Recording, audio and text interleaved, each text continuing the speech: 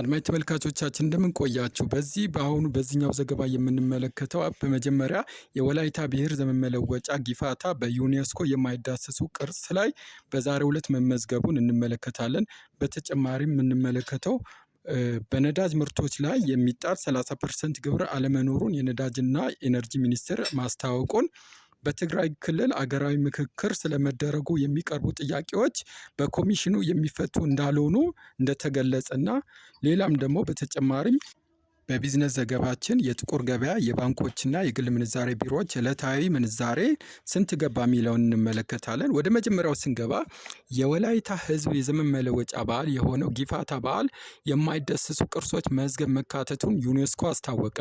የተባበሩት መንግስታት የትምህርት የሳይንስና ባህል ተቋም ዩኔስኮ ዘንድሮ በማይዳሰሱ ቅርሶች መዝገብ ካካተታቸው የዓለም ቅርሶች መካከል አንዱ ጊፋታ መሆኑ በድረ-ገጹ ባወጣው መረጃ አስታውቋል። ዮዮ ጊፋታ የሚባለው የዘመን መለወጫ አውደ ዓመት ከክረምት ወደ ብራ መሸጋገሩን የሚያወደስበት ዓመታዊ ክብረ በዓል ሲሆን 20ኛው የተባበሩት መንግስታት ትምህርትና ሳይንስ ባህል ተቋም በህንድ ኒው ዴሊ የሚዳሰሱ ቅርሶች ጥበቃ ኮሚቴ ጉባኤ እያካሄደ ሲሆን ከተለያዩ ሀገራት የማይዳሰሱ ቅርሶችን መዝግቧል።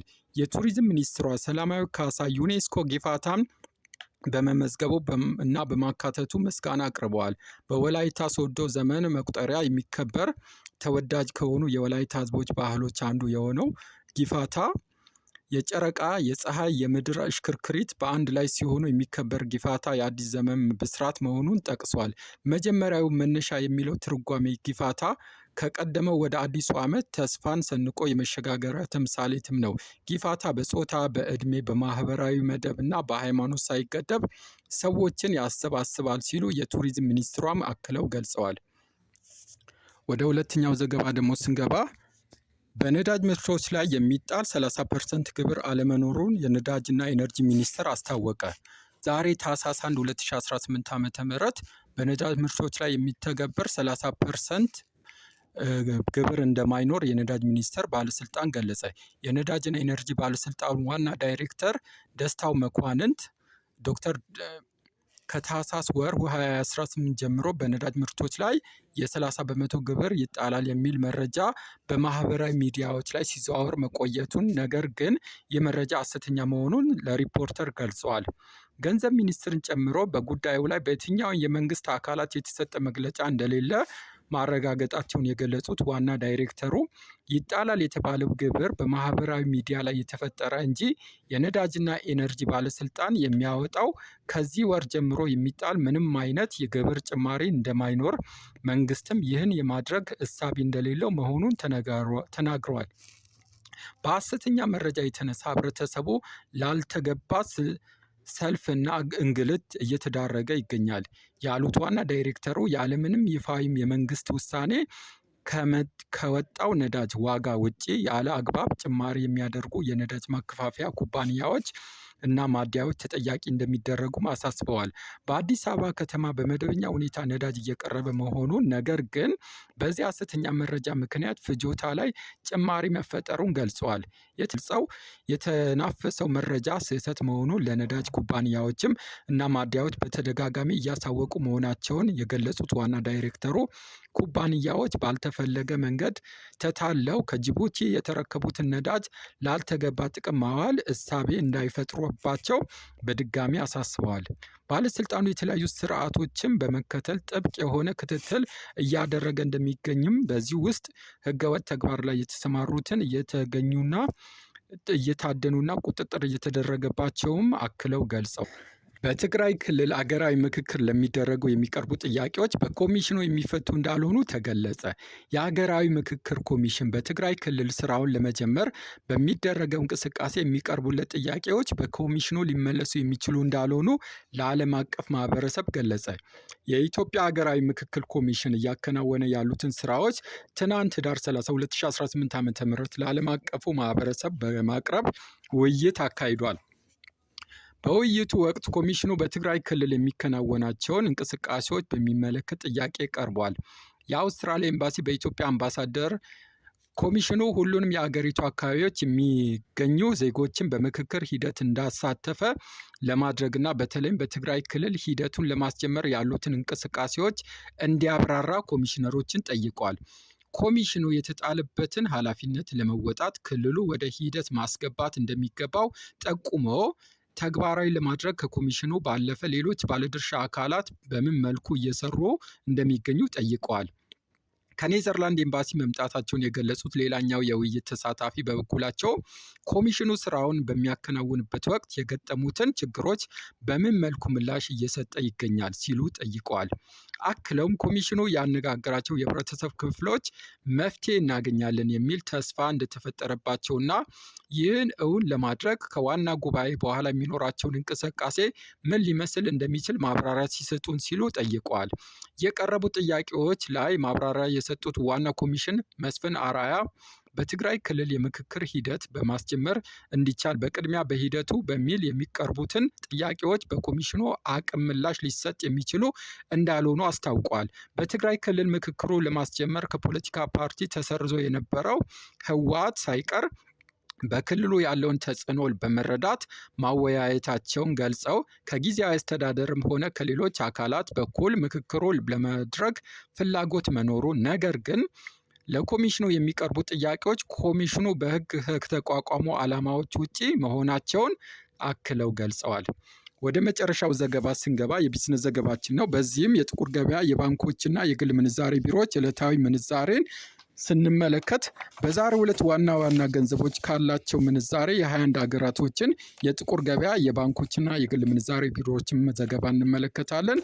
በመጀመሪያም ከአሜሪካ ዶላር ስንጀምር አንድ የአሜሪካ ዶላር በዛሬው ዕለት በጥቁር ገበያ ሐዋላ ምንዛሬ 182 ብር ከ20 እየተመነዘረ የሚገኝ ሲሆን በግል ምንዛሬ ቢሮ ላይ አንድ የአሜሪካ ዶላር 174 ብር ከ90 እየተመነዘረ የሚገኝ ሲሆን መሸጫው 178 ብር ከ39 ነው። እንደዚሁም በዛሬው ዕለት በከፍተኛ ደረጃ የአሜሪካ ዶላርን የሚመነዝሩ ባንኮችን ስናይ ቀዳሚው ብሔራዊ ባንክ ነው።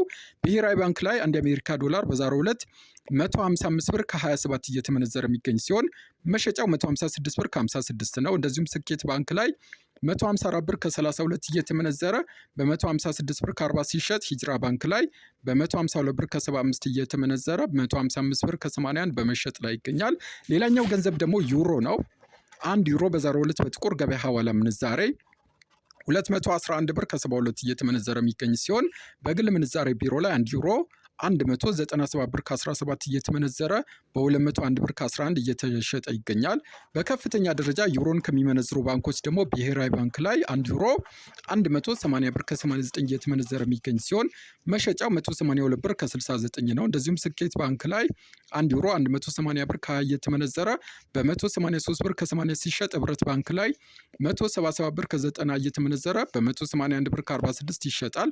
ፓውንድ ስተርሊንግን ስናይ አንድ ፓውንድ ስተርሊንግ በዛሬው ዕለት በጥቁር ገበያው 241 ብር ከ94 እየተመነዘረ የሚገኝ ሲሆን በግል ምንዛሬ ቢሮ ላይ አንድ ፓውንድ 223 ብር ከ20 እየተመነዘረ በ227 ብር ከ66 ይሸጣል። በከፍተኛ ከሚመነዝሩ ባንኮች ደግሞ ስናይ ስኬት ባንክ ላይ አንድ ፓውንድ 270 ብር ከ39 እየተመነዘረ በ211 ብር ከ54 ሲሸጥ ብሔራዊ ባንክ ላይ 206 ብር ከ72 እየመነዘሩ በ208 ብር ከ79 ይሸጣሉ። እንደዚሁም ዳሽን ባንክ ላይ 204 ብር ከ59 እየመነዘሩ በ208 ከ68 በመሸጥ ላይ ይገኛሉ። ሌላኛው ገንዘብ ደግሞ አንድ የሳውዲ ሪያል በዛሬው ዕለት በጥቁር ገበያ ሐዋላ ምንዛሬ 48 ብር ከ23 እየተመነዘረ የሚገኝ ሲሆን በግል ምንዛሬ ቢሮ ላይ አንድ የሳውዲ ሪያል 45 ብር ከ65 እየተመነዘረ የሚገኝ ሲሆን መሸጫው 46 ብር ከ56 ነው። በከፍተኛ ደረጃ የሳውዲ ሪያልን የሚመነዝሩ ባንኮችን ስናይ አቢሲኒያ ባንክ ላይ አንድ ሳውዲ ሪያል 43 ብር ከ39 እየተመነዘረ የሚገኝ ሲሆን መሸጫው 44 ብር ከ26 ነው። ሂጅራ ባንክ ላይ ደግሞ 43 ብር ከ28 እየመነዘሩ 44 ብር ከ15 ሲሸጡ ስኬት ባንክ ላይ 43 ብር ከ20 እየመነዘሩ 44 ብር ከ06 በመሸጥ ላይ ይገኛሉ። ሌላኛው ቻይና ዩዋን ነው። አንድ ቻይና ዩዋን በዛሬው ዕለት በጥቁር ገበያው 25 ብር ከ56 እየተመነዘረ የሚገኝ ሲሆን በግል ምንዛሬ ቢሮ ላይ አንድ ቻይና ዩዋን 23 ብር ከ20 እየተመነዘረ 23 ብር ከ66 ይሸጣል። በከፍተኛ ከሚመነዝሩ ባንኮች ደግሞ ስኬት ባንክ ላይ አንዱን የቻይና ዩዋን 24 ብር ከ40 እየመነዘሩ 24 ብር ከ88 ሲሸጡ፣ አዋሽ ባንክ ላይ 23 ብር ከ07 እየመነዘሩ 23 ብር ከ53 ይሸጣሉ። ኦሞ ባንክ ላይ ደግሞ 22 ብር ከ39 እየመነዘረ 22 ብር ከ83 በመሸጥ ላይ ይገኛል። ሌላኛው ገንዘብ ስዊዝ ፍራንክ ነው። አንድ ስዊዝ ፍራንክ በዛሬው ዕለት በጥቁር ገበያው 224 ብር ከ24 እየተመነዘረ የሚገኝ ሲሆን በግል ምንዛሬ ቢሮ ላይ አንድ ስዊዝ ፍራንክ 208 ብር ከ45 እየመነዘሩ በ210 ብር ከ61 በመሸጥ ላይ ይገኛሉ። በከፍተኛ ደረጃ ከሚመነዝሩ ባንኮች ደግሞ ብሔራዊ ባንክ ላይ 192 ብር ከ88 እየተመነዘረ 194 ብር ከ81 ሲሸጥ፣ ስኬት ባንክ ላይ 192 ብር ከ87 እየመነዘሩ በ196 ብር ከ72 ይሸጣሉ። አዲስ ኢንተርናሽናል ባንክ ላይ ደግሞ 189 ብር ከ38 እየመነዘሩ 193 ብር ከ17 በመሸጥ ላይ ይገኛሉ። ሌላኛው ገንዘብ ደግሞ የዱባይ ድርሃም ነው። አንድ ድርሃም በዛሬው ዕለት በጥቁር ገበያው 49 ብር ከ12 እየተመነዘረ የሚገኝ ሲሆን በግል ምንዛሬ ቢሮ ላይ 45 ብር ከ86 እየተመነዘረ 46 ብር ከ77 በመሸጥ ላይ ሲሆን በከፍተኛ ደረጃ ከሚመነዝሩ ባንኮች ደግሞ ስኬት ባንክ ላይ 44 ብር ከ01 እየተመነዘረ 44 ብር ከ92 ሲሸጥ፣ ሂጅራ ባንክ ላይ 44 ብር እየተመነዘረ 44 ብር ከ88 በመሸጥ ላይ ይገኛል። አዋሽ ባንክ ላይ ደግሞ 43 ብር ከ93 እየመነዘሩ 44 ብር ከ81 በመሸጥ ላይ ይገኛል።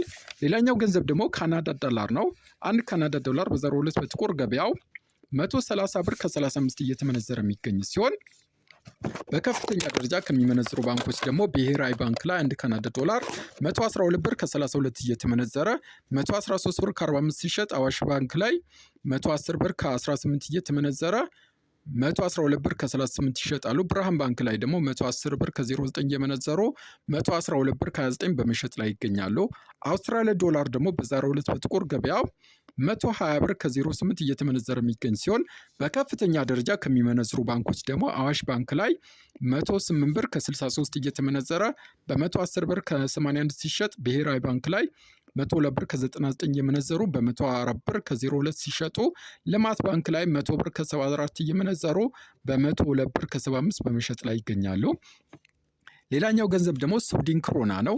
አንድ ክሮና በዛሬው ዕለት በጥቁር ገበያው 19 ብር ከ37 እየተመነዘረ የሚገኝ ሲሆን በከፍተኛ ደረጃ ከሚመነዝሩ ባንኮች ደግሞ ብሔራዊ ባንክ ላይ 16 ብር ከ50 እየተመነዘረ 16 ብር ከ66 ሲሸጥ፣ ወጋገን ባንክ ላይ 16 ብር ከ21 እየተመነዘረ 16 ብር ከ54 ይሸጣል። እንደዚሁም አቢሲኒያ ባንክ ላይ 16 ብር ከ18 እየመነዘሩ 16 ብር ከ51 በመሸጥ ላይ ይገኛሉ።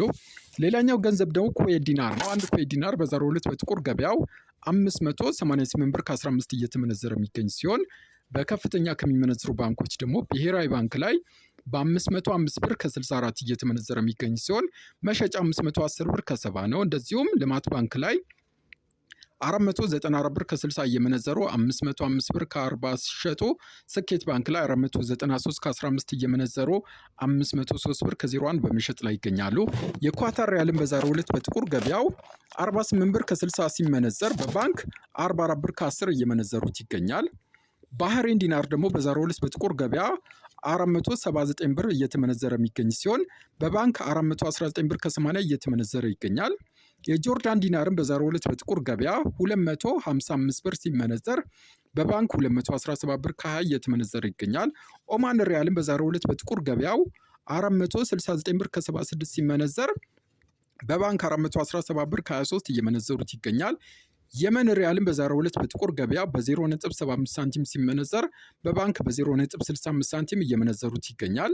እስራኤል ሽቅልን በዛሬው ዕለት በጥቁር ገበያ 56 ብር ከ01 ሲመነዘር በባንክ 50 ብር ከ10 ሳንቲም እየመነዘሩት ይገኛል። በመጨረሻም ወደ አፍሪካ ስንመለስ አንድ የደቡብ አፍሪካ ራንድ በዛሬው ዕለት በባንክ 8 ብር ከ89 እየተመነዘረ የሚገኝ ሲሆን የኬንያ ሽልንግም 1 ብር ከ20 እየተመነዘረ ይገኛል። እንደዚሁም የጅቡቲ ፍራንክ በ0.89 ሳንቲም በባንክ እየመነዘሩት ይገኛል። የዛሬን ጨረስኩ። ላይክ፣ ሰብስክራይብ እንደዚሁም ኮሜንት ማድረግ አይረሳቸው።